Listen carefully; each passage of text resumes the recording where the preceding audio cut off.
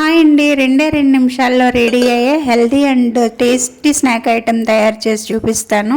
ఇందులో ఉల్లిపాయ వాడం కాబట్టి కార్తీక మాసంలోను మార్గశిర మాసంలోను తినడానికి చాలా బాగుంటుందండి. ఇది పెద్ద గోధుమ రవ్వ అండి. మనం అన్నవరం ప్రసాదం చేస్తాం కదా, ఆ గోధుమ రవ్వ అనమాట. ఒక గ్లాసుడు తీసుకున్నాను. ఒక చిన్న కుక్కర్లో వేసుకుని శుభ్రంగా కడిగేసుకోవాలి. కడగకపోయినా పర్వాలేదు, కానీ కొంతమంది ఓసిడి ఉంటుంది కదా, అందులో నేను ఒకదాన్ని అనమాట. శుభ్రంగా కడిగేసిన తర్వాత 2 గ్లాసులు నీళ్ళు పోసుకోవాలండి. నూక ఆల్రెడీ మనం కడిగాం కాబట్టి వాటర్ మాత్రం 2 గ్లాసుల కన్నా ఎక్కువ అస్సలు వేయొద్దండి. ఒక చుక్క తక్కువైనా పర్వాలేదు, ఎక్కువైతే అంటుకుపోతుంది. ఇలాగ 2 గ్లాసులు నీళ్ళు పోసుకున్న తర్వాత గ్యాస్ ఆన్ చేసుకొని కుక్కర్ పెట్టేసి రైస్ లాగి 3 విజిల్స్ కొట్టించాలండి. ఆ తర్వాత నేను చిన్న కొబ్బరి తీసేసుకున్నాను. దీన్ని మిక్సీలో అయినా వేయచ్చు, లేదంటే కోరేసుకోవచ్చు.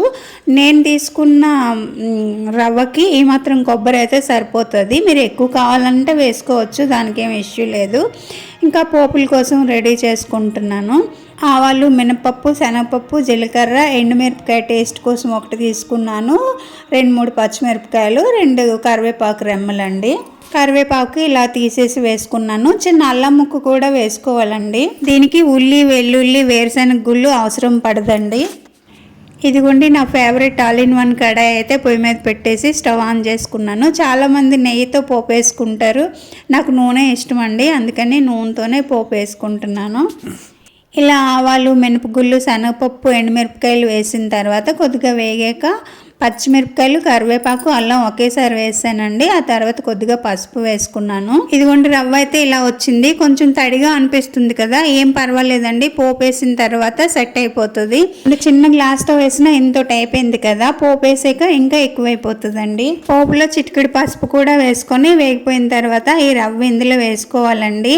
ఉప్పు లేకపోతే ఎంత టేస్ట్ లెస్, ఉప్పు ఎక్కువైనా కూడా అంతే బాగుండదు, అందుకని చూసుకొని కరెక్ట్గా వేసుకోండి.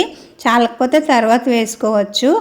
కొబ్బరి పోపులో వేపకుండా ఇలా డైరెక్ట్గా వేసామంటే దాని స్వీట్నెస్ అలాగే ఉంటుందండి. ఇంతేనండి, అయిపోయింది. ఇంకా మీకు ఇందులో కావాలనుకుంటే కొంచెం నిమ్మరసం పిండుకోవచ్చు, కానీ నిమ్మరసం అవసరం పడదండి, నాకు ఇలాగే నచ్చుతుంది.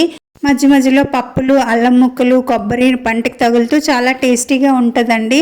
ఈ సింపుల్ అండ్ టేస్టీ రెసిపీ మీరు కూడా ఒకసారి ట్రై చేసి చూడండి. ఎలా వచ్చిందో కామెంట్ బాక్స్లో కామెంట్ చేసి చెప్పండి.